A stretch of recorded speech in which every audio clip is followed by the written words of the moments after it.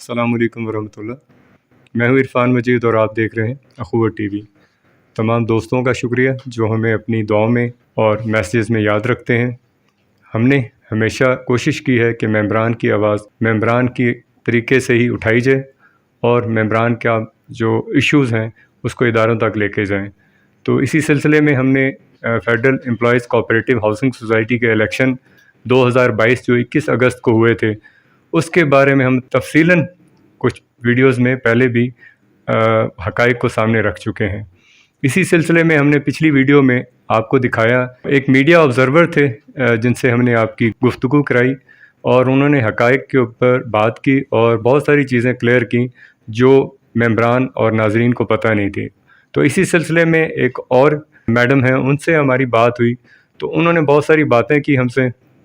تو ہم چاہتے تھے کہ وہ باتیں جو ہیں وہ آپ کے سامنے ہوں, آپ کو حقائق کا اندازہ ہو کہ الیکشن میں کیا رزلٹس آئے ہیں اور کس وجہ سے وہ رزلٹس آئے ہیں.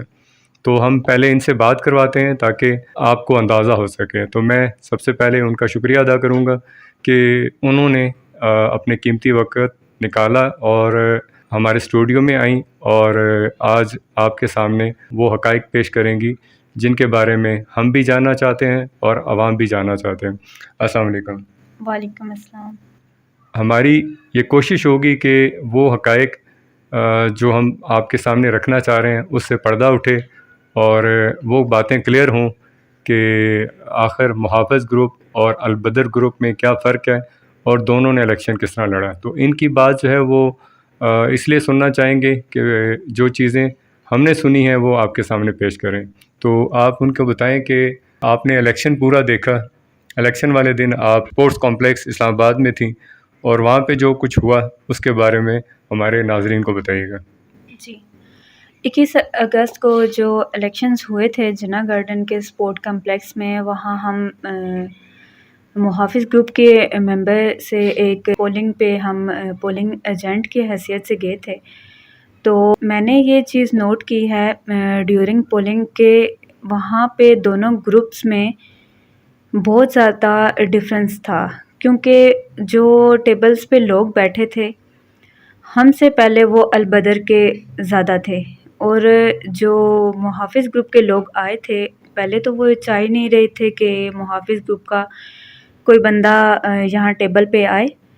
تو اس کے لیے ہمیں کرنل صاحب کا سہارا لینا پڑا. انہوں نے ہی ہمیں اجازت دلوا کر ہمیں وہاں ٹیبل تک پہنچایا. ہم گئے, ہم بیٹھے, اور میں نے یہ چیز نوٹ کی ہے کہ بہت سارے لوگ جو ایسے تھے کہ جن کے پاس کچھ ڈپلیکیٹ ڈاکومنٹس تھے, جیسے کہ وہ اس وجہ سے نہیں لائے اپنے اوریجنل ڈاکومنٹس. میں نے خود سنا کہ لوگ کہہ رہے تھے کہ اتنے دور سے آئے ہیں اور پھر ہمیں یہ بھی ڈر ہے کہ یہ ہم سے گم ہو سکتے ہیں, لیکن ہم ووٹ کاسٹ کرنے کے لیے آئے ہیں. تو البدر گروپ کے جو لوگ تھے انہوں نے انہیں اس بات پہ واپس بھیج دیا کہ آپ کاپیز کیوں لائے ہیں, آپ اوریجنل نہیں لائے, آپ کو لانے چاہیے تھے. اس بیس پہ انہوں نے انہیں منع کر دیا ووٹ کرنے سے. پھر میں نے یہ چیز نوٹ کی کہ البدر گروپ کے جو لوگ تھے, جو ووٹرز آ رہے تھے, انہوں نے انہیں جعلی اور اصلی تو کیا, انہوں نے یہ بھی نہیں ان سے پوچھا کہ آپ کے پاس ہیں بھی کہ نہیں ہیں الاٹمنٹ لیٹر یا آئی ڈی کارڈ یا کچھ بھی, بلکہ وہ بیلٹ پیپر کو فل کر کے انہیں ووٹ کے لیے بھیج دیتے تھے. اور یہ چیز بہت زیادہ میں نے نوٹ کی ہے کہ جب بھی محافظ گروپ کے لوگ آتے تھے انہیں سبھی لوگ جو ٹیبل پہ بیٹھے ہوئے تھے وہ انہیں پوچھتے تھے کہ آپ کے پاس اوریجنل ہیں کہ نہیں ہیں. سب الرٹ ہو جاتے تھے کہ جیسے یہ فیک لوگ آ رہے ہیں, لیکن ایسا نہیں تھا.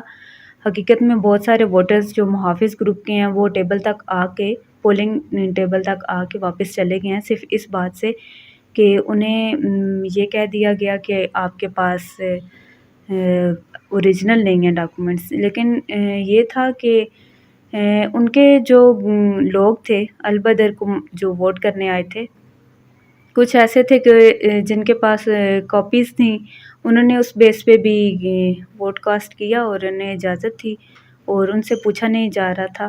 یہ چیز بہت زیادہ میں نے نوٹ کی وہاں پہ. اگر ہم ان سے تجزیہ کروائیں تو اگر یہ چند الفاظ میں اس پورے الیکشن کو بیان کرنا چاہیں تو وہ کس انداز میں بیان کریں گی، یہ ہم انہی کے الفاظ سے سنتے ہیں۔ 2:30 بجے تک تو جو الیکشنز ہو رہے تھے وہ ٹھیک تھے اور صحیح چل رہا تھا سب کچھ، لیکن 2:30 بجے کے بعد سے کافی گڑبڑ ہوئی۔ 2:30 بجے سے لے کے پھر 4 بجے تک تو اس طرح سے انہوں نے کیا کہ انہوں نے ہمیں پریشرائز کرنا شروع کر دیا کہ آپ محافظ گروپ کے جو لوگ ہیں آپ ٹیبل چھوڑ دیں، آپ چلے جائیں یہاں سے۔ لیکن پھر بھی ہم وہاں بیٹھے رہے، ہم کام کرتے رہے، ہم انہیں نوٹ کرتے رہے اور جو ہماری ڈیوٹی تھی وہ بھی ہم سر انجام دیتے رہے۔ اور پھر بھی جب انہوں نے دیکھا کہ یہ لوگ جا نہیں رہے ہیں تو انہوں نے ہمیں آ کر یہ کہا، جو وہاں پہ وردی والے لوگ تھے اور جو انتظامیہ تھے، جو انہوں نے یہ بولا ہمیں کہ آپ یہاں سے جائیں، اگر آپ تو جاتے ہیں تو ٹھیک ہے، اگر نہیں جا رہے ہیں تو پھر لیڈیز پولیس آئے گی تو وہی آپ کو لے کر جائے گی۔ تو پھر 4 بجے ہم نے وہ پولنگ ٹیبلز جو تھے وہ چھوڑ دیے۔ اس کے بعد ہم نے یہ دیکھا کہ وہاں کے جو کارنر کے ٹیبلز تھے ان پہ کچھ ایسے ڈبے پڑے تھے کہ جو تیزی سے ان میں انہیں ایک جگہ سے دوسری جگہ لے جایا جا رہا تھا، تو وہاں پہ کچھ ایسی گڑبڑ تھی۔ پھر پولنگ کے جو ٹینٹ تھے ان کو بند کر دیا گیا۔ اس کے بعد ہمیں کچھ نہیں پتہ کہ وہاں پہ کیا ہوا، کیونکہ ہم باہر آ چکے تھے۔ آپ نے سنا کہ البدر کو کیسے فیور دی گئی، اور انہوں نے پہلے بھی مجھے بھی بتایا، اور ابھی میں اسی چیز کو وضاحت کے ساتھ بیان کروں گا کہ انہوں نے مجھے یہ بتایا کہ 2 سے 2:30 بجے تک جو ہے وہ محافظ گروپ، جو ان کا گروپ ہے، وہ ایک واضح لیڈنگ کے ساتھ جو ہے الیکشن میں برتری رکھ رہا تھا۔ لیکن 2-2:30 بجے کے بعد، کیونکہ یہ لوگ وہاں پہ بیٹھے تھے، انہوں نے بتایا کہ اس کے بعد اوریجنل ڈاکومنٹس پہ جو ہے ووٹ کاسٹ نہیں ہوئے، فوٹو کاپی پہ بھی ہوئے اور جو کلر کاپیز تھی اس پہ بھی ہوئے۔ تو یہ الیکشن کمیشن کو چاہیے تھا کہ وہ ساری چیزوں کو آبزرو کرتا، دیکھتا اور ان چیزوں کو روکتا، لیکن ایسا نہیں ہوا۔ کیوں نہیں ہوا، یہ الیکشن کمیشن ہی اس کا جواب دے سکتا ہے۔ ہم نے جو دیکھا، جو ہمیں سمجھ آئی، وہ آپ کے سامنے بیان کیے ہیں۔ حقائق ممبران بہتر سمجھتے ہیں اور فیصلہ انہی کا ہوگا۔ اگر البدر انقلاب اس پروپیگنڈے کے بعد اور اس فریب کے بعد بھی سمجھتا ہے کہ ان کو FECH کی مینجمنٹ دی جائے، تو یہ ممبران کے ساتھ ایک دھوکہ ہوگا، فریب ہوگا۔ ایسا ممبران نہیں چاہیں گے۔